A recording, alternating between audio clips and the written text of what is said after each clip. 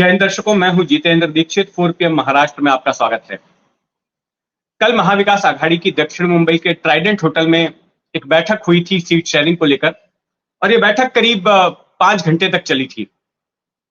तो इस बैठक के भीतर क्या कुछ हुआ, तीन जो बड़ी पार्टियां थी, कांग्रेस, शिवसेना, उद्धव ठाकरे गुट और शरद पवार वाली एनसीपी, इनके बीच में क्या चर्चा हुई, क्या कुछ उसमें तय हुआ, अब उसके डिटेल्स सूत्रों के हवाले से बाहर आ रहे हैं। तो जो जानकारी मिल रही है वो ये है कि महाराष्ट्र की कुल 48 सीटों में से 40 सीटों पर सीट शेयरिंग जो है फाइनल हो गई है। मतलब 40 सीटों पर कौन सी पार्टी कितनी सीट पर चुनाव लड़ेगी ये लगभग तय हो चुका है। शिवसेना के बारे में सूत्र बता रहे हैं कि शिवसेना 20 से 21 सीटों पर चुनाव लड़ने वाली है। कांग्रेस 16 से 17 सीटों पर चुनाव लड़ेगी और शरद पवार वाली एनसीपी 10 से 11 सीटों पर चुनाव लड़ने वाली है। तो सीटों की संख्या तो लगभग तय हो गई है, लेकिन जो पेंच फंसा हुआ है कि कौन सी पार्टी कौन सी सीट से अपने उम्मीदवार उतारेगी। तो चुनाव क्षेत्र को लेकर फिलहाल विवाद कायम है। अब ऐसे 8 चुनाव क्षेत्र हैं जिनको लेकर पार्टियों में तनातनी चल रही है, और खास करके शिवसेना, ठाकरे गुट और कांग्रेस में एनसीपी की ओर से ज्यादा दबाव नहीं डाला जा रहा है, लेकिन ये जो दो पार्टियां हैं, कांग्रेस और शिवसेना, इनके बीच में झगड़ा चल रहा है। वो कौन सी 8 सीटें हैं आइए आपको बताता हूं। एक सीट है रामटेक की, हिंगोली की सीट है, वर्धा विदर्भ का वर्धा शहर है, वहां की लोकसभा सीट। भिवंडी मुंबई का पड़ोसी शहर है। जालना की सीट है, जालना मराठवाड़ा में आता है, वही शहर है जहां से मनोज जरंगे पाटिल आते हैं, जिन्होंने मराठा आरक्षण को लेकर आंदोलन किया, वो सीट है। फिर शिरडी की सीट है, जहां दुनिया भर के श्रद्धालु आते हैं साईं बाबा के दर्शन करने के लिए, तो उस जगह की ये सीट है। तो ये जो 6 सीटें हैं, ये मुंबई के बाहर की सीटें हैं। अब मुंबई की 6 सीटों में से 2 सीटों पर भी झगड़ा चल रहा है। 2 सीटें ऐसी हैं जहां पर ये दोनों ही पार्टियां अपना दावा ठोक रही हैं। एक सीट है मुंबई साउथ सेंट्रल की और दूसरी सीट है मुंबई नॉर्थ वेस्ट की। अब जो मुंबई साउथ सेंट्रल की सीट है, यहां पर मौजूदा वक्त में सांसद हैं राहुल शिवाले, जो कि शिंदे सेना के उम्मीदवार थे। यानी कि जब अविभाजित शिवसेना थी तो ये सीट शिवसेना के हिस्से में आई थी, और यहां से शिवसेना ने अपना उम्मीदवार उतारा था और उसकी जीत हुई थी। तो अब महाविकास आघाड़ी में आने के बाद शिवसेना का एक जो धड़ा है, वो मांग कर रहा है कि ये सीट भी हम ही को मिलनी चाहिए, क्योंकि पिछले चुनाव में हमने यहाँ से उम्मीदवार उतारा था, तो इस बार भी हमें यहीं से मिलना चाहिए। लेकिन कांग्रेस का कहना है कि यहाँ पर ग्रास रूट लेवल पर उनकी स्ट्रेंथ अच्छी खासी है, तो ऐसे में उनको ये सीट मिलनी चाहिए। जो उनकी मुंबई की अध्यक्ष हैं मुंबई कांग्रेस की, वर्षा गायकवाड़, वो भी इसी धारावी इलाके से आती हैं, धारावी इसी लोकसभा क्षेत्र में पड़ता है, तो ये सीट उनको मिलनी चाहिए। दूसरी तरफ एक अहम सीट है मुंबई नॉर्थ वेस्ट की।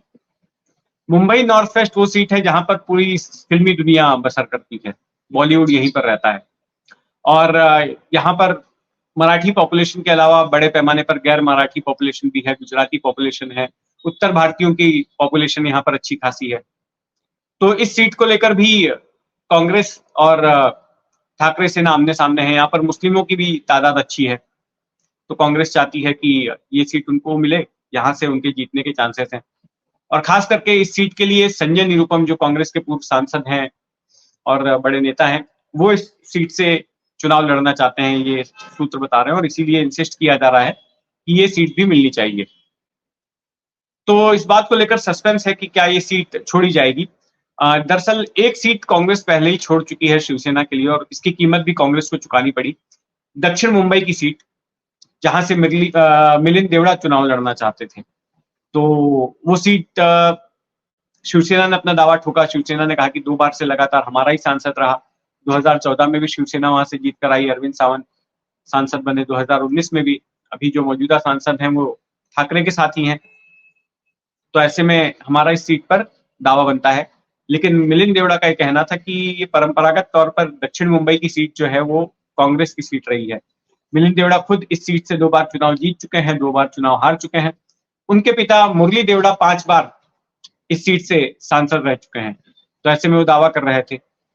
लेकिन जो पिछली बैठकों में जो चर्चा हुई थी, तो उससे मिलिंद देवड़ा को संकेत मिल गया कि ये सीट जो है कांग्रेस के हाथ से निकल रही है और ठाकरे सेना के पास जाएगी। तो इसी बात से नाराज होकर फिर उन्होंने कांग्रेस से इस्तीफा दे दिया और शिंदे सेना से जाकर जुड़ गए, शिंदे सेना की सदस्यता ले ली। अब महायुति में चूंकि शिंदे सेना महायुति का घटक दल है, तो ये माना जा रहा है कि वहां पर जो बीजेपी के साथ में सीटों का बंटवारा होगा, तो ऐसे में शिंदे सेना दक्षिण मुंबई की सीट पर दावा करेगी और अगर शिंदे सेना को दक्षिण मुंबई की सीट मिल जाती है तो फिर मिलिंद देवड़ा वहां से बतौर उम्मीदवार उतारे जाएंगे। तो इस तरह की रणनीति है।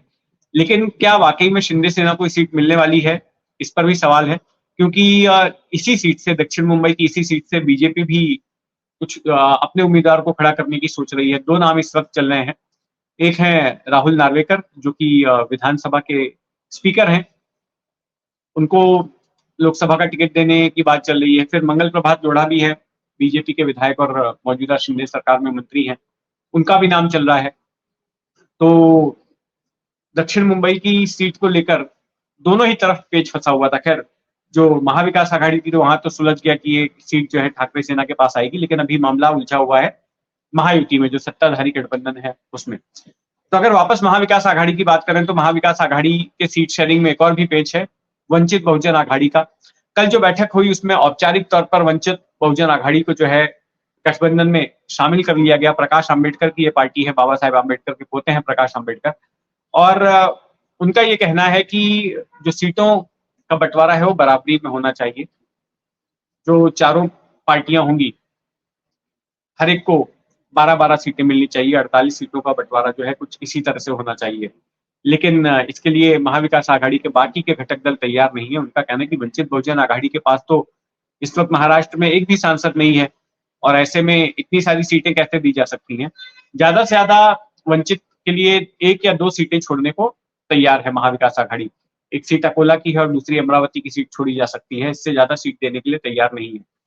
तो अभी बैठक होने वाली है फिर से 2 तारीख को, तो उसमें स्पष्ट होगा कि वंचित बहुजन आघाड़ी क्या रुख अपनाती है, क्या महाविकास आघाड़ी में बनी रहती है या फिर अकेले ही चुनाव लड़ती है। क्योंकि महाविकास आघाड़ी ने ऐलान किया है कि वो बीजेपी के खिलाफ जो गठबंधन बना है महाविकास आघाड़ी का, इसके लिए साथ में आ रही, क्योंकि उसको भी बीजेपी और आरएसएस को हराना है। तो ये बात भी है। दूसरी तरफ समाजवादी पार्टी भी महाविकास आघाड़ी का एक घटक दल है और उसकी ओर से भी 2 सीटों की मांग की गई है, एक सीट मुंबई में और एक मुंबई के बाहर। तो उस पर भी कोई फैसला लिया जा सकता है। हालांकि इसकी संभावना बहुत कम है कि समाजवादी पार्टी को एक भी सीट लोकसभा में मिल पाएगी। तो जो भी होगा उस पर हमारी नजर बनी रहेगी। महाराष्ट्र की राजनीति से जुड़ी हुई तमाम हलचल के लिए जुड़े रहें 4 PM महाराष्ट्र के साथ में, और अगर आपने अब तक इस चैनल को सब्सक्राइब नहीं किया है तो सब्सक्राइब कर लें। जय हिंद।